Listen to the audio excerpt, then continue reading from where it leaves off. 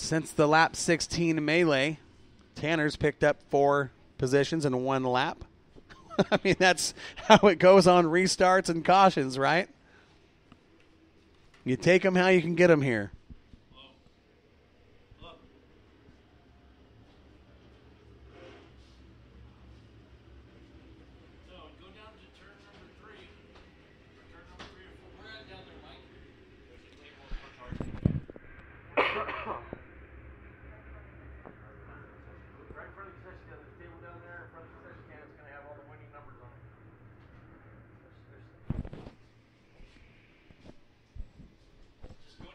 Don't forget, ladies and gentlemen, we've still got time for that Moxie Media Promotions flag that we're going to be donating all the funds from that auction to the Bailey Schweitzer Memorial Foundation.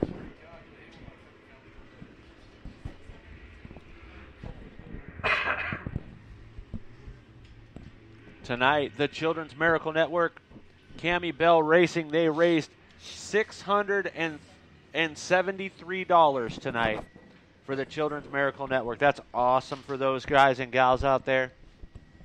Taking a look at those RC cars, those radio control cars that are over there. Green flags going back in the air. Cody Laney leading the way. Tony Toast rubbing the nose of Steve Drake. Drake and Toast already going at each other right there at a turn 4 onto the straightaway at the green flag. Wow. Tony Little Toast contact between Obertello and Nick Bartels. Obertello makes a move down low out of turn 4. He'll take that 5th spot away. Tony Toast knew how valuable that bottom half of the track was on that restart, and he was going to do whatever he could to get down there in front of Drake. Right now, Cody Laney putting another lap in the books, lap number 19, working on 20. Everybody is single file, not wanting to give up an inch in that bottom lane. Halfway, boys. Halfway now. Halfway. 20 down, 20 to go for Cody Laney as he starts to run away from the field. This kid is really putting on a clinic, Corey. He is a real talent. Whether it's in a modified, a sport mod, a late model, it doesn't matter. This kid's here to get the job done. So far, so good. Yes, sir. Nick Bartels working that upper groove. That's going to cost him a spot down the straightaway into turn 1 as Stoltz gets by him. He is off the pace. Nick Bartels, the defending champion, off the pace. Not sure what's going on with that 27 car, but it doesn't look good. Yeah, he is not really sure if it's sick or something's going flat. He's called it a night. He's pulling off here in turn number 1. Wow. Nick Bartels, the defending champion, will not make it to the end as he leaves the track here on lap 23. Cody Laney at the back of the pack behind the 23 of Lightfoot. He's holding him up, and here comes Tony Toast. Tony Toast trying to make a move under the 18 of Devin Brown. Brown gets up out of the way. It allows Toast to close in. Here comes Drake. Drake going to get around Brown. And Whistler going to fall right behind Drake. And Orbitello. Jimmy Whistler having a good run of the number 28. He's got that rocket chassis dialed in. Things looking good in that 28 car as he sits in the number 4 position.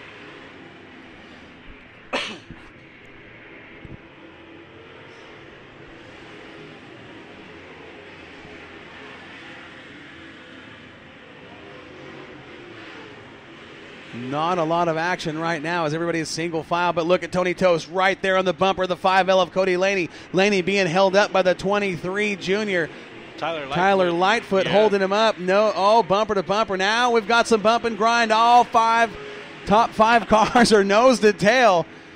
Cody Laney trying to make a move to move the 23 of Lightfoot. He does so, and he's going to bring all 5 cars with him on the bottom. They put in a lap on the 75 of Coffee. Yeah, it was bump 1, I'm here. Bump 2, get out of my way. Bump 3, I'm moving you, and that's what happened. You know, it's amazing to watch the 5L of Cody Laney when they get held up in traffic. Everybody runs up on him. His patience in traffic is what's won this race for him so far. As he gets out of traffic, he just drives away from everybody and leaves them behind.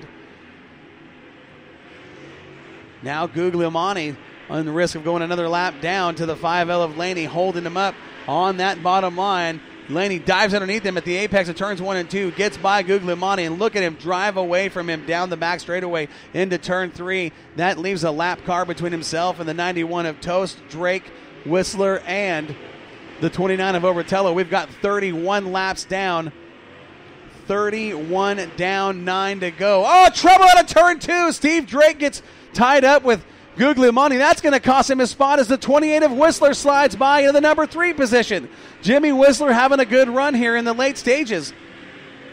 Whistler able to battle through, saw what was going on in front of that, take advantage of it, went a little high as Guglielmoni and Drake got together. And he was able to take over the third spot. But I don't know if you want to ruffle, or wake the sleeping giant in Steve Drake, because that might have ticked him off just a little bit. He's going to run like a man possessed for these last 6 laps. Steve's one of those guys that seems to drive a little better when he gets a little upset. Yes, he does. 35 down this time out of turn 4. 35 down, 5 to go for Laney.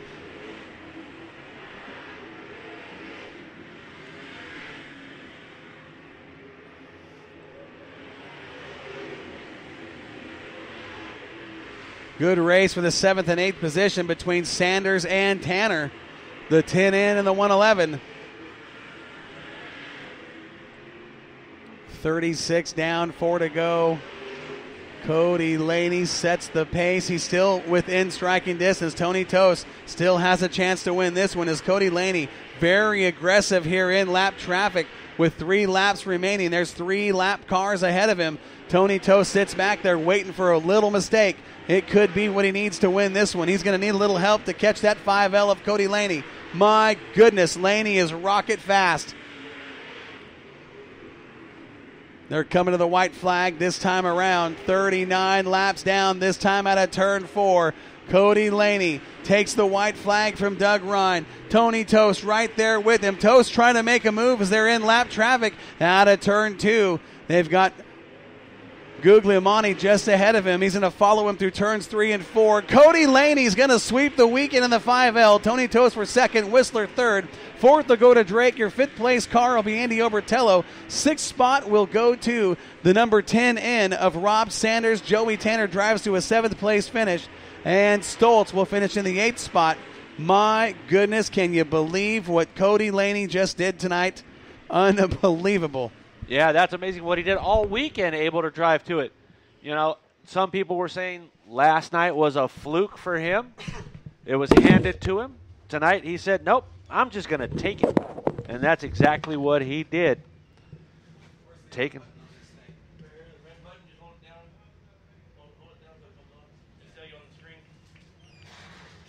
So what a run for Cody Laney in the 5L machine. He takes home the victory.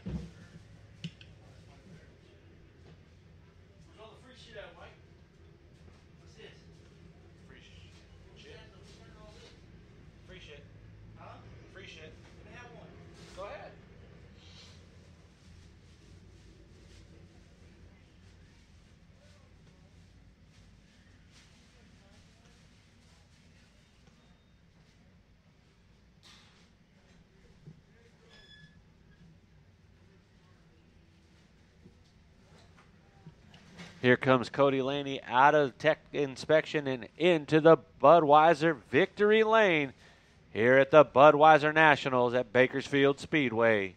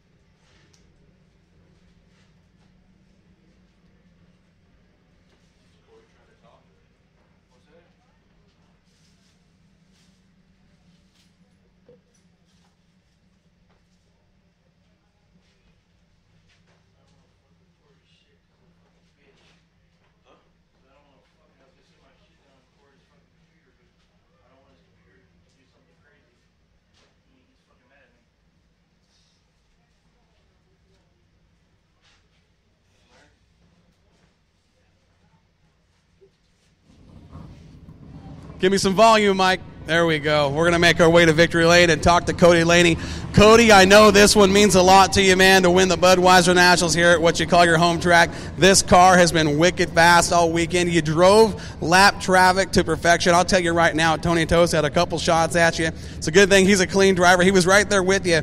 Let's talk about how you held him off and held off a wicked fast field to pick up this Budweiser Nationals victory.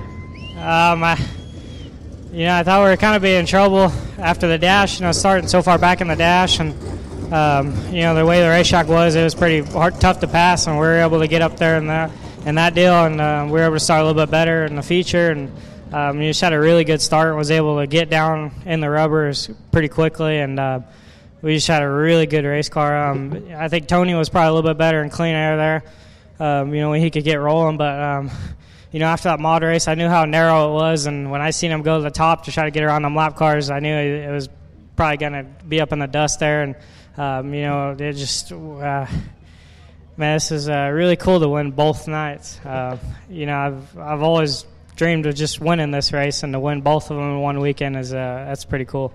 Well, to sweep the weekend against a field of late models that strong says a statement. It's a big statement to these guys and your program, the WFO chassis. You guys are on point. Once you got by Toast, there's a couple restarts there. He had a shot at you, masterful on the restarts and getting, like you said, diving down to the bottom on the entry of turn one to slam that door. You held those guys off behind you.